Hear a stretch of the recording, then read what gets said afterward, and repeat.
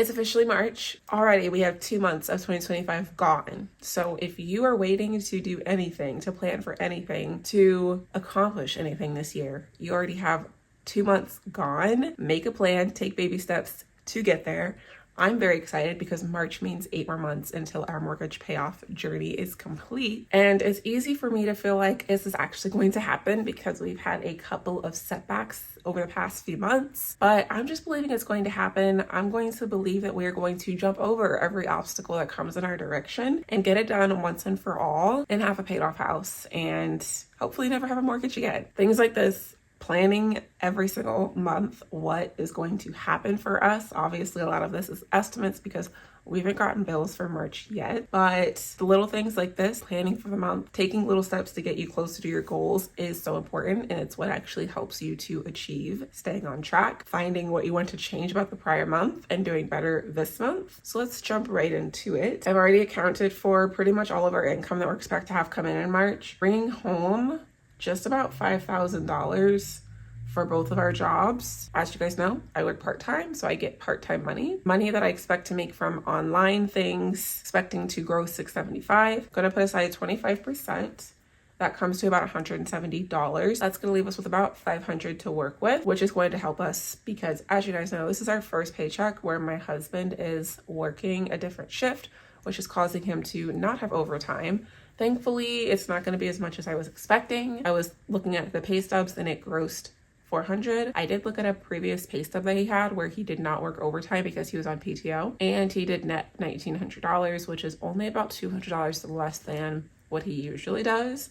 So we're super thankful for that, especially with me having other sources of income where I can try to make up the difference and then some. Thanks to you all, anyone who's ever bought anything from my Etsy shop. Super appreciate y'all because you guys are helping us get this done. So again, all of these expenses are estimates, but we're expecting it to be pretty spot on. The $2,000 mortgage payment is an extra, so we're going to plan for our actual expenses the first paycheck and then do anything extra with the second one. This is all adding up to about $2,200, which will leave us with about $200, a little bit over $200. And then with that, we will put money aside for sinking funds / savings, whatever.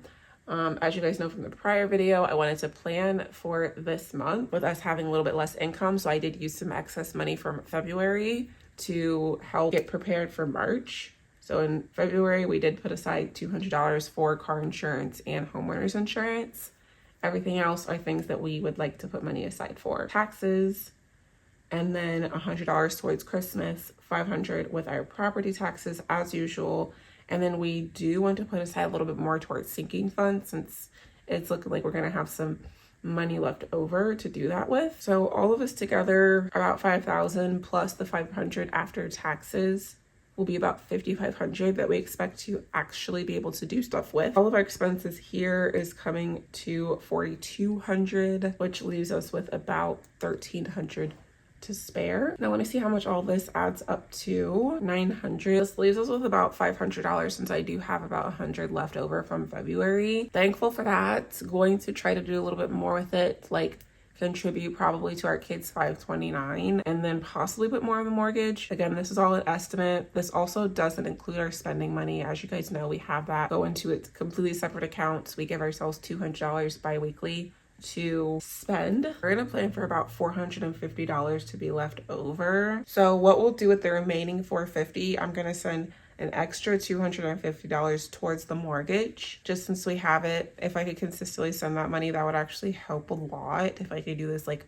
4 times between now and payoff, that would be an extra $1,000. And then I'm going to send $200 towards our kids' $529 also by the end of the month. This one will be the second paycheck of the 21st March. And then also we'll do this by the 31st. So that's our plan. Feels good, especially knowing that this month is supposed to be the month where our income decreases again. To know that we're still gonna have money left over feels really good. And it makes me feel like we can actually get everything done that we need to get done and still be on track to pay off our house. Right now, payoff is October, so if things keep going, we should absolutely plan and expect to have our house paid off in October, which feels unreal, but every single month this balance continues to go down, so this is absolutely real and going to happen. Like, have you ever been so close to something and then you're just like, there's no way this is actually about to happen, and then it happens? Like, that happened when we were paying off the 6 figures of debt around this time 6 years ago, and I was just like, no way.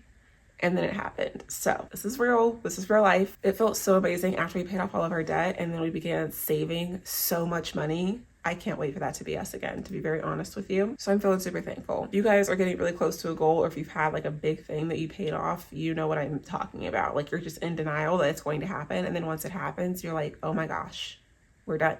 That's it. So you guys do not want to miss it. If you're new to my channel, please subscribe, and I will see you in the next video. Bye.